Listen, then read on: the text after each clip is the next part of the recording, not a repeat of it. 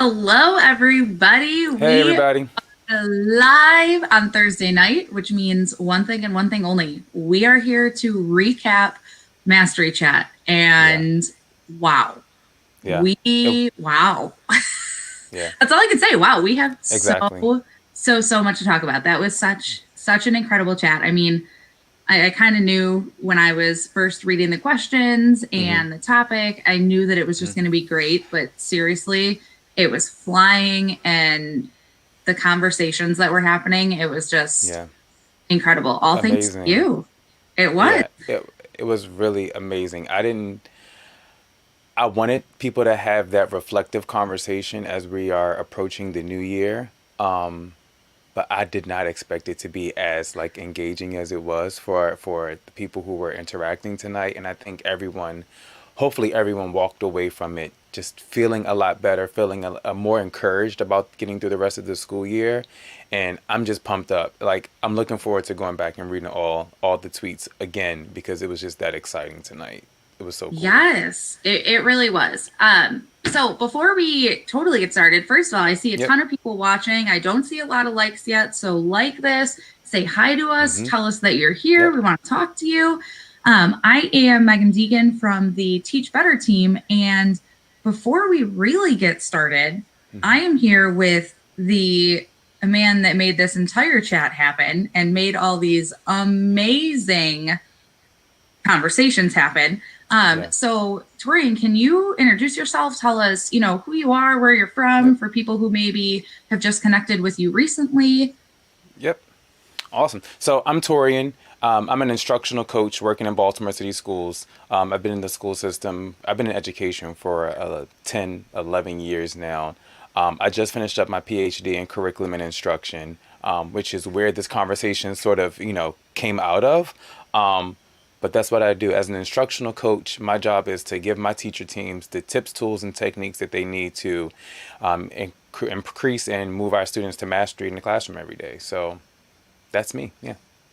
That is awesome. Yeah. Congratulations on that. That is an Thank you. incredible accomplishment. That's Thank awesome. you. Thank you. Hopefully you finished it before the pandemic and everything got crazy and virtual. Like right in the middle. I just finished it like June 30th, 2020. So I'm a COVID grad. I That guess the deserves only like difference is I have a job already. I already had a job. So, yeah. true. That deserves like extra congratulations though, All because right. Shouldn't it like a little bit more? oh, absolutely. I feel like that counts way more because you did this during a pandemic, and that's just Exactly. yeah, you get more congratulations on that one. Yeah. Thanks. So we've already said that this chat was absolutely incredible, hmm redefining educational excellence, which, hmm you and I were talking a little bit before we went live, and I think hmm that this really just is the perfect time to talk about that. We've been in this Yeah. now, there's so many people who have experienced multiple modes of teaching so hmm far, and I'm Yep. sure we're going to see more as we go. hmm But really, I think we're in our last couple weeks. We're getting hmm ready to move into our break and then come back in the new hmm year, and who knows what that's going to look like. But I Yeah. think this was like a really great push to have those conversations. And there was just so much positivity and so much Yeah. focus on what is going well and hmm what education looks like now, and how hmm we can keep that moving forward. So how are you Yeah. feeling about the chat? I feel affirmed. That's the word that I felt like for the last 4 months I have been in this space where I have questions about like what does pedagogy look like in the virtual environment? And I have questions about how do we evaluate success for our teachers and how do we evaluate student success when we have all these other factors going on?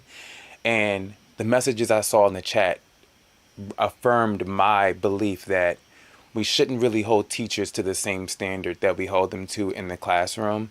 And no one's saying that teachers should be watering down their lessons. We're not saying that, right?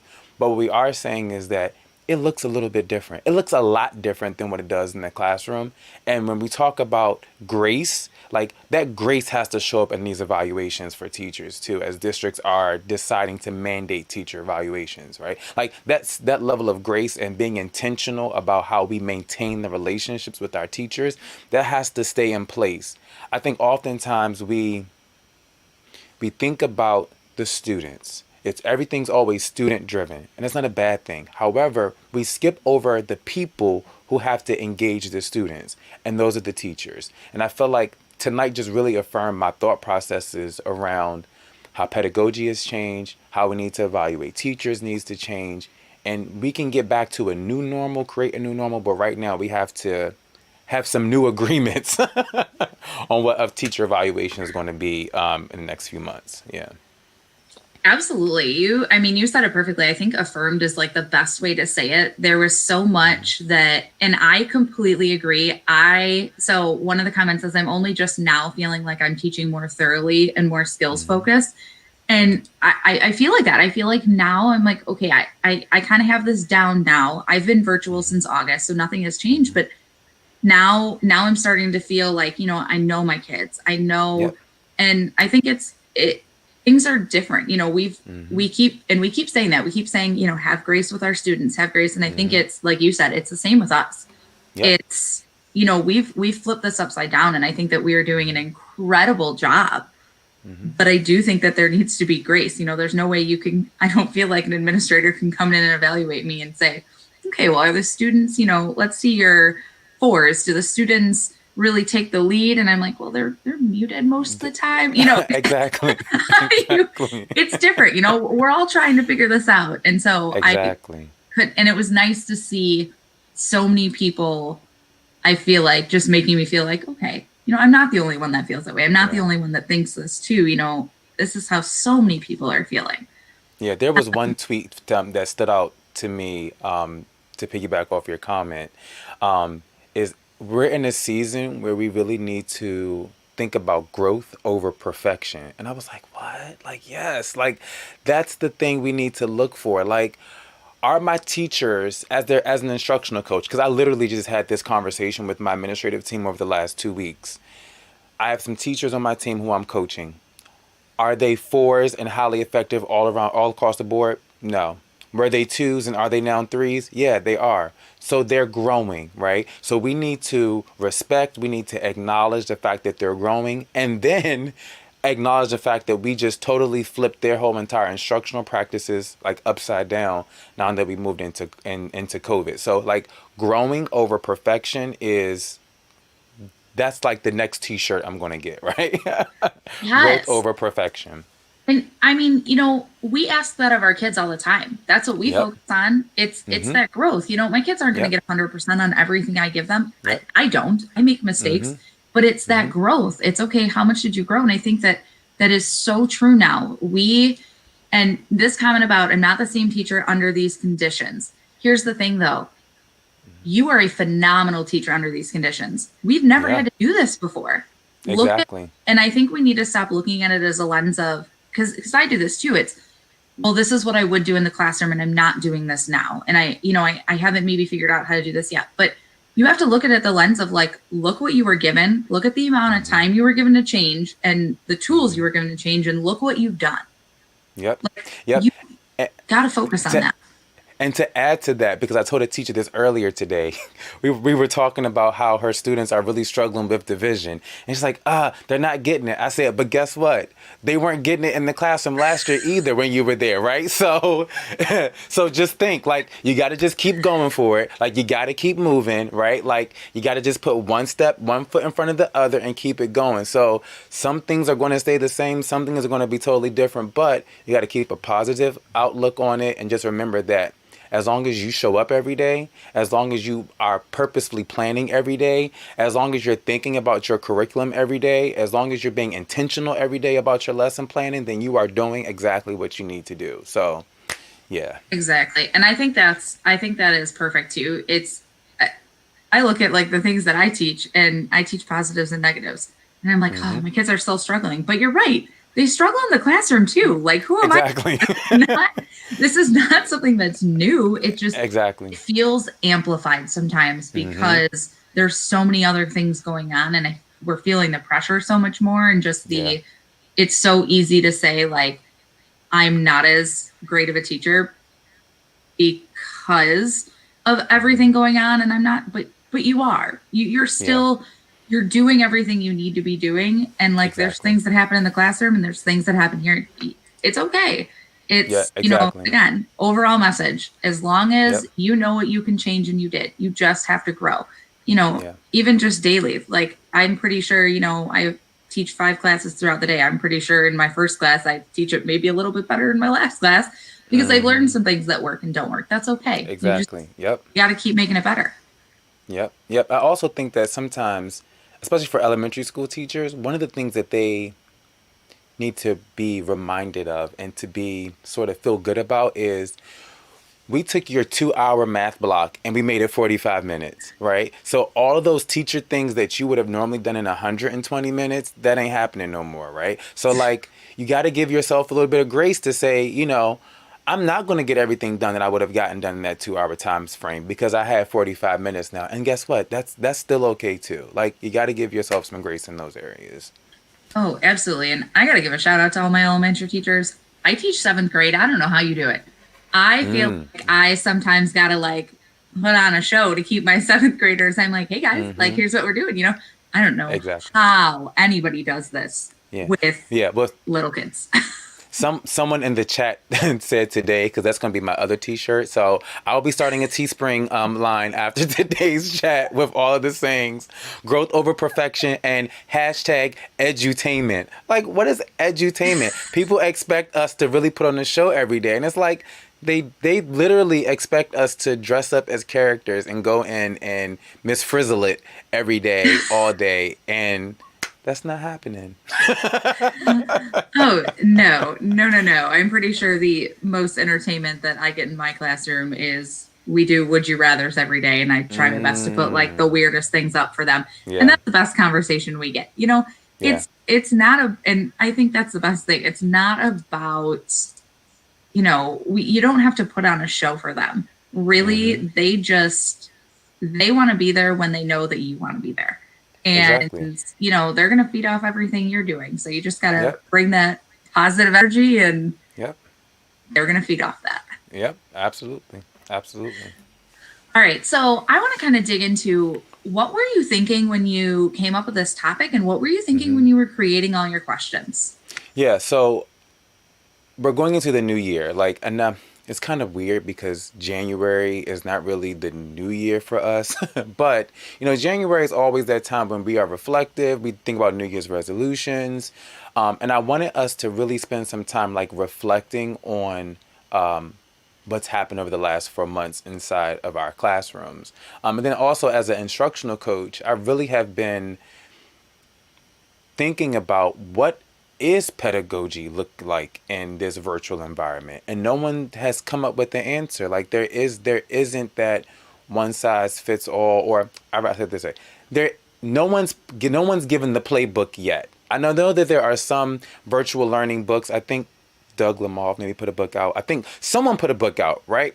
But it hasn't become like the virtual learning Bible yet, right? Like there's no Bloom's, Maslow's for virtual learning yet, right? So until we create it, right, there isn't one. So, but what is that uniform message that we're giving to all teachers around? Like, what is student engagement supposed to look like in the virtual space, right? Right? Like, what do you do when your kids don't have their cameras off and they don't because their bandwidth, like someone said earlier, because we're struggling with that in my house. Like we all can't keep our cameras on at the same time because, we just can't. So what does that look like? So I pose the questions really selfishly because I want the answers to them. And like I said earlier, I both affirm because my thought processes around those questions, other educators around the country and around the world feel the exact same way that I do too, right? Like back to uniforms. Why are you fussing with kids about uniforms in their home? Like why are you arguing with kids about not having their camera on? Their parents may have slid them a snack just to keep them in their seat and they're trying to be, turn the camera off so I can nibble a little bit, like some things we have beaten to death, like the missing students. Like, how much time do you want a teacher tracking down a kid? Like, one kid when you have 15 other kids who are ready, willing to learn, and able. Now, are we saying that the teacher doesn't need to make phone calls? No, we're not saying that. However, the teacher doesn't need to spend 25% of his or her energy tracking down a kid. They could be doing lesson planning, and we can pass that missing student work off to someone else in the building who may have some more flexibility or free time to do that level of work. So yeah, my questions were selfish, but I feel affirmed. I feel Hey, affirmed. Yeah. I'm glad you threw them out there because I was looking for all those answers too. And Yeah. I think it's just like what we would say if we were in the classroom, that Mm-hmm. the answer to every issue and every obstacle exists somewhere Mm-hmm. in someone's classroom. Yep. And until we start having those conversations, Mm-hmm. we're never going to be able to come together and grow from that and find those answers. And it Yeah. doesn't mean that what works for one person is going to work for everyone. I have Mm-hmm. different, I have different issues just within my team of teachers, and we all teach the same Mm-hmm. kids.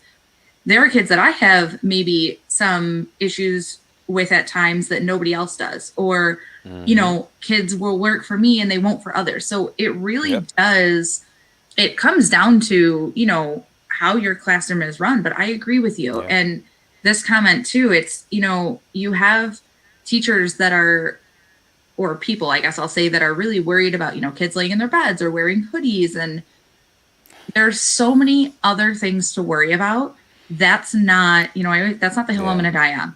You want to put Yeah. your hood up, you put your hood up. You want to lay in your Yeah. bed, and for some of, I know for some of my kids, there's 4 or 5 kids in the household. That bed might be their only place to actually work in some sort of quiet environment. Like, Yeah. do it. So that reminds me of, um, for some people, we have forgotten the things that we would do if we were in the classroom. And I think maybe my third or fourth year in the classroom, I wanted to start bringing in those UDL strategies, those Universal Design for Learning strategies of flexible seating. Remember, everyone did flexible seating? And remember, in the classroom, you didn't mind your kids laying on the floor? But now it's a problem that they're laying on the floor. That doesn't add up. Like, I remember literally one day I was in my classroom. Okay, don't tell anybody on me. I was in my classroom. I was sitting at my desk. I was working on something, right? And I looked up and all my kids had just vanished. I'm like, wait a minute. How did a full class full of kids disappear? So I stood up. They were all on the floor. Like, they all took their computers. They all sat down on the floor. They were doing their schoolwork, but they were, and I left them there. Like, everyone in the room was happy as mice, just doing their computer thing. So I didn't bother them. Why? Because they were comfortable. So yeah, don't forget the I, things that you did in the classroom. They were fine then. They'll be fine now. You know, just don't die on every hill for every little thing. It's not necessary. I totally agree. I'm the same way. Like in my room, my kids can sit, stand, lay. If they're Mm-hmm. working, I don't care. So Care. but I care Exactly. now. And Right. I agree, if you're the teacher that the kid doesn't vibe with, it might not be you. You're not every not every kid is going to love you and feed off of your energy, and that's okay. I Exactly. think, It's not you. It's just math. They just don't like math, it's and true. and that's I okay. honestly, today I had a child tell me, "Don't tell the other teachers you're my favorite teacher. I don't like your class, but you're my favorite teacher." I was like, we're gonna have to talk about that one. I mean, like, I'll take the win, but like, I'd rather you like my class. I don't really know how that, but I was like, I'll take it. I think.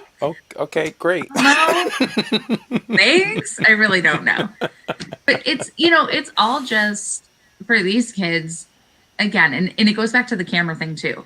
Like Hmm. my thing is, and I tell them all the time, like I like to see your face because I don't like to talk to black screens. It's weird, Yeah, but yeah, like it is weird.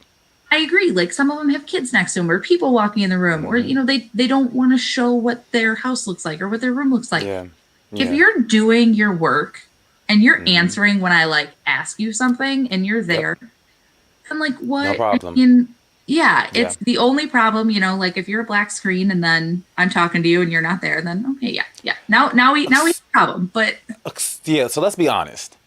I'm gonna be honest. I have seen kids with their cameras on still watching TV, right? Like, so what does the camera being actually on really doing other than you can ask them to turn the TV off? Because I've done that before. As a coach, I go into teachers' classrooms and you see the glow, like the TV glow, like on their face. So you're like, what are you watching? Like, are you watching television? They're like, Yeah. Hey, at least they're honest. I gotta give them This that is, when they're yeah, honest. yeah, yeah, yeah. Like, can you not do that right now? Can you just wait like 10 more minutes until you're on a break? It's oh yeah, I had a kid sitting today and I had to call him out on it. And I was like, dude, like if you Right. made it less obvious, I wouldn't. But he was literally sitting like this. I was like, bud, like come over here. It's like, hey buddy, right here. Yeah. We're doing some Yeah. math. But Yeah. it's, or like the oh my gosh, playing the video games in their lap, or in their lap. Mm, It's like when we're in school and our kids try to get away mm-hmm, with being on their phone. I'm like, mm-hmm. there's nothing in your lap that interesting. Please look up. Exactly. Exactly. Come on Exactly. now, We're up here. really. We're up here. But and I agree with this too. The power in the it really does affect the marginalized students even more, and it does Hmm. create that experience. And so you do, I think, have to be very careful about, Yep. am I going to die on the hill of turn your camera on, turn your camera on? Hmm. First of all, the minute I teach seventh grade, the minute I tell you to do something, you don't want to do it. Hmm. If I ask you to do it and I tell you that, like, hey, I'd appreciate it if you did it because I like to see your Yeah. face. I've never met my Yeah. kids in person yet. So for me, I'm like, come on, I'm, Mm, I'm trying to memorize your face so I know who you are when we go back. But yeah. if I'm like, hey, turn your camera on right now, you have to keep your camera on. And I know that some people they will remove their kids from Zoom if their camera's not on. Hmm. And I'm like, Yeah. but they're there. They're in your Yeah. class and they're working and you're going to like, no, they're Yeah. there. Yeah. So I have an interesting question for you. So when I taught middle school, because I taught middle school. My middle school was um, I worked in a K-8.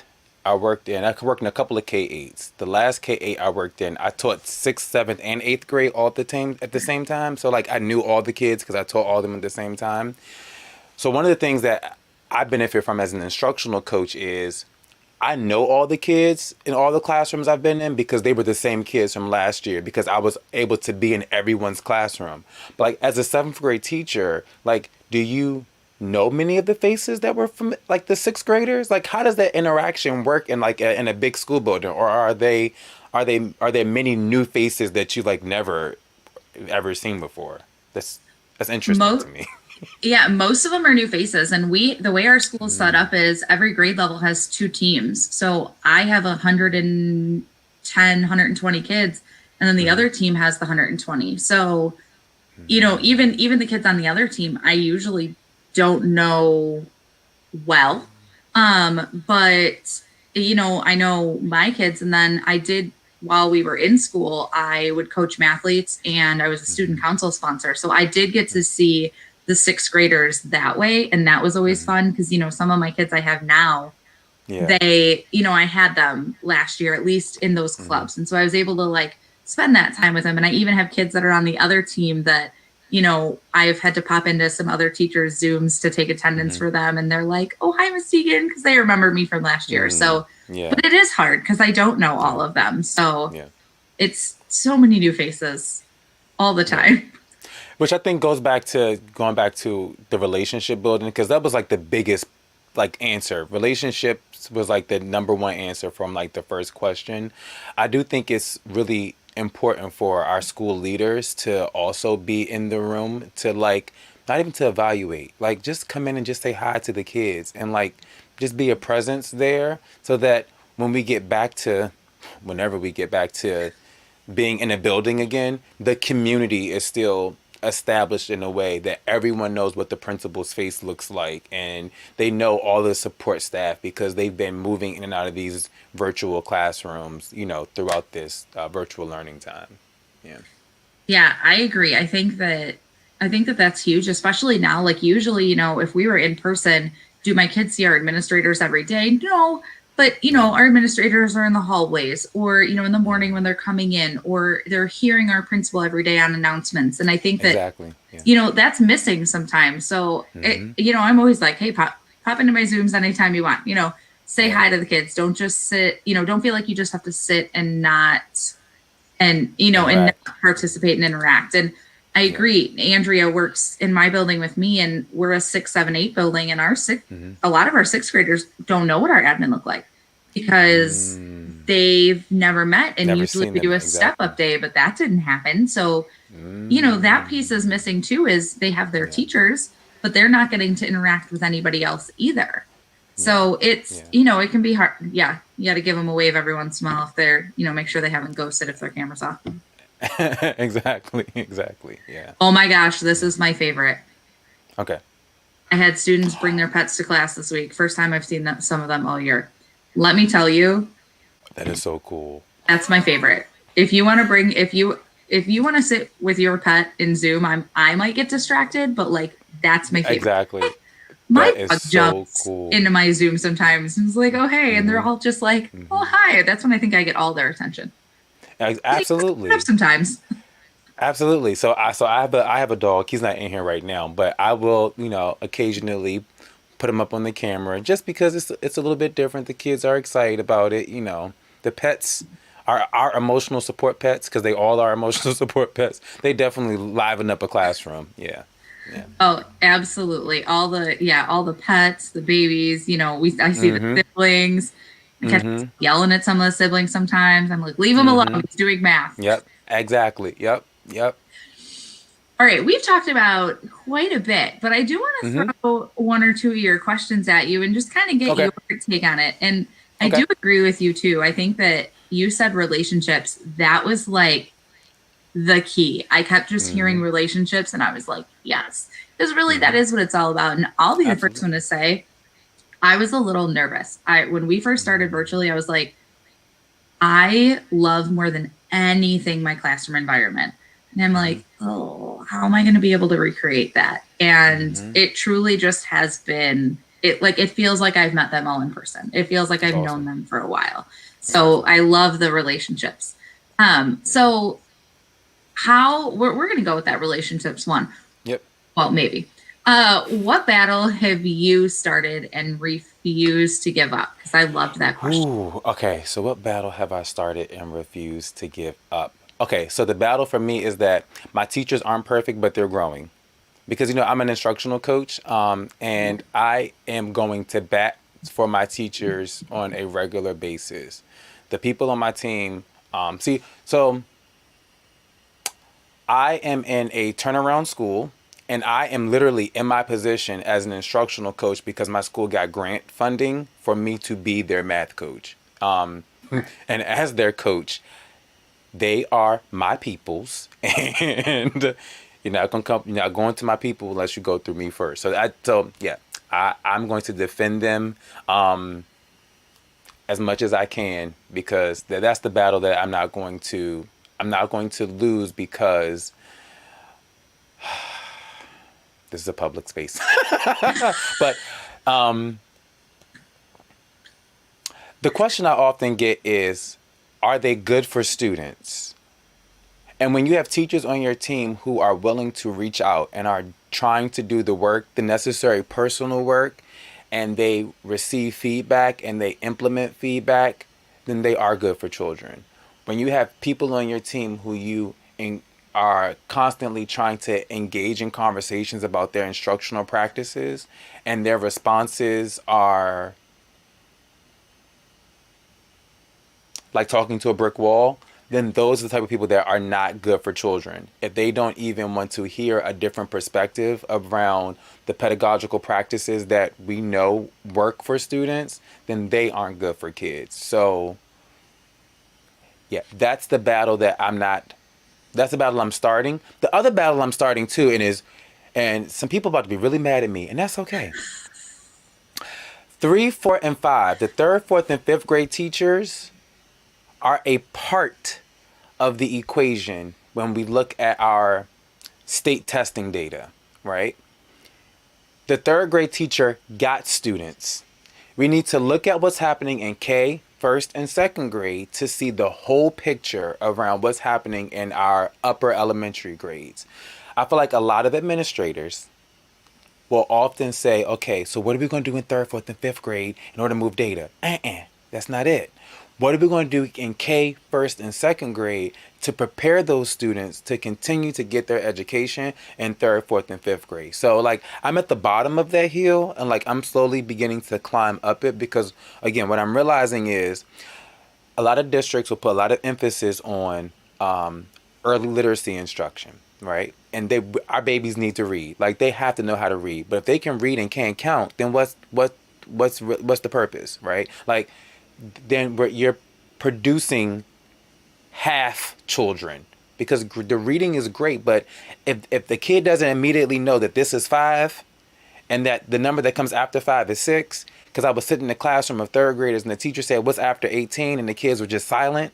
Like, that's when you have to go back a couple of grades to say, okay, what is happening with that instruction in K1 and 2? And I do think that a lot of administrators will say, yeah, I need my strongest teachers in third, fourth, and fifth grade because those are tested subjects.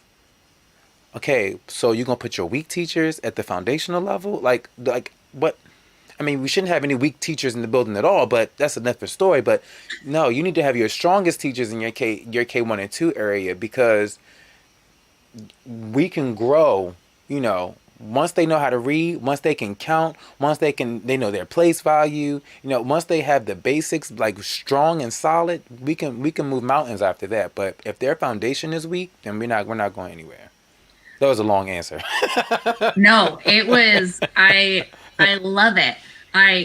Two things. I might work backwards on this. I think that what you said is perfect. And I teach seventh grade, and again, Josh totally agrees. Lower elementary is so important. It truly is. It is that foundation. And we've had this, my district leadership team has had this conversation for years, truly. And it was, I might be in seventh grade, but I'm getting kids and sending them on. So it wasn't hey, kindergarten and first grade, you're screwing our kids up. It's not the blame. It's let's figure out what our gaps are and how to support the gaps. So what is then missing in our resources? What is missing in what we're covering? And, I think I lost him. All right, hopefully he'll be back in a second. We're just going to keep going. But it's that conversation of what are you missing? I also have to say, and I'll tell him when he gets back, I love, love, love, love. Oh, here we go. Got me back. Okay. You're back. I was going to say, I'm going to tell you when you got back on.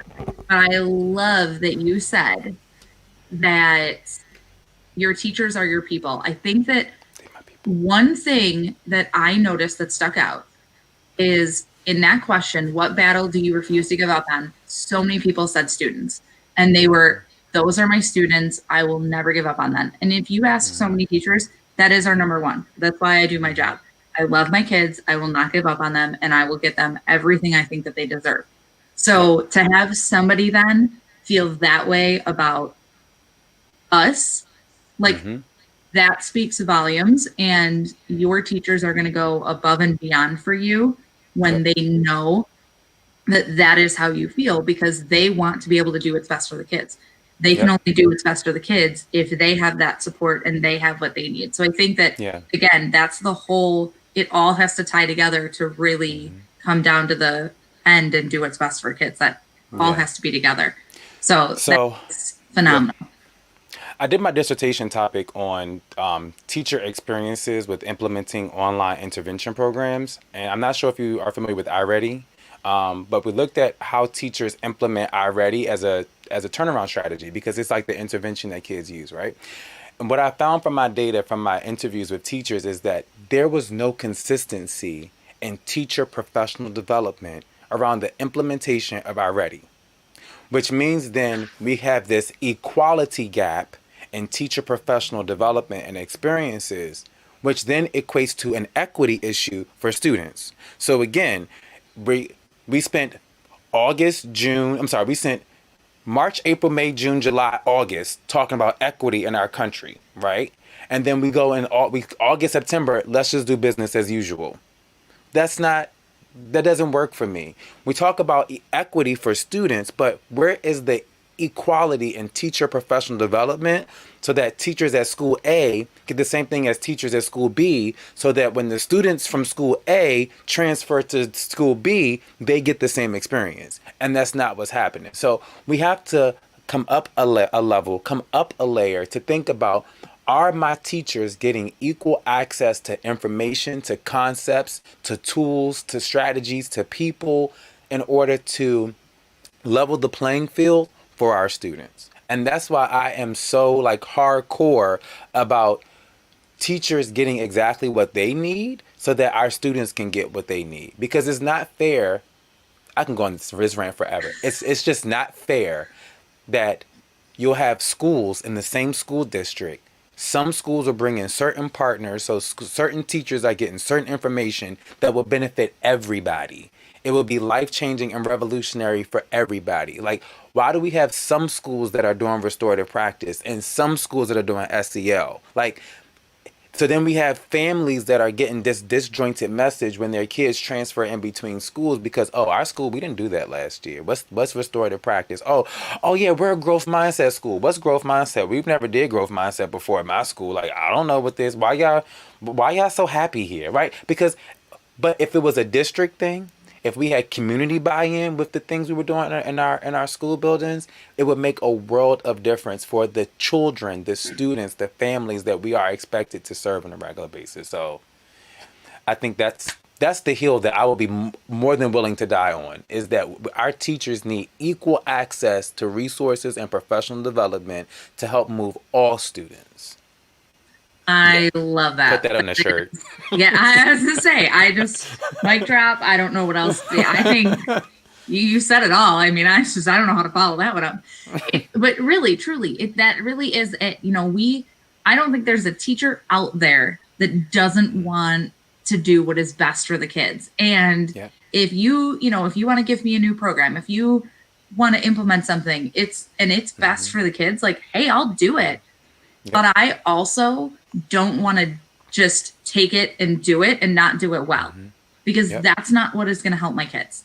And I truly want to do what's best for my children. I want to see them succeed.